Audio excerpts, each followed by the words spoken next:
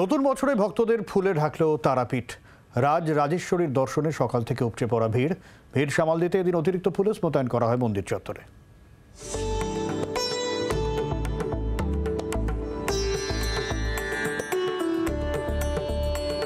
2024 সালকে পিছনে ফেলে 2025-এ পা। ইংরেজি নববর্ষ উপলক্ষে তারাপীঠ মন্দিরে ভক্তদের উপচে পড়া ভিড়। বুধবার ভোর থেকেই পুণ্যার্থীরা ভিড় জমাতে থাকেন মন্দিরে।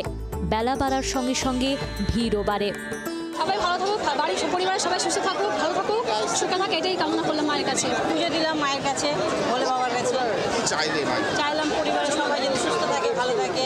দর্শনে ভীষণ তৃপ্তি পেলাম। বছরের শুরুটা মায়ের মন্দির থেকে শুরু করতে ভালো লাগছে। ভীষণভাবেই প্রচুর দর্শনার্থী এসেছে, তাদের মন একদম মায়ের পুজো দিয়ে ভরে গেছে। এদিন ভোরবেলায় তারামাকে রাজরাজেশ্বরী বেশে সাজিয়ে মঙ্গল আরতির পরে শুরু হয় পুজো। দিনভর বিশেষ পুজোর পাশাপাশি দুপুরে মাকে বিশেষ ভোগ নিবেদন করা হয়। তারাপীঠ মন্দিরে ভিড় সামাল দিতে অতিরিক্ত পুলিশ মোতায়েন করা হয় এদিন। বীরভূম থেকে প্রসেনজিৎ মালাকারের রিপোর্ট, জি 24 ঘন্টা।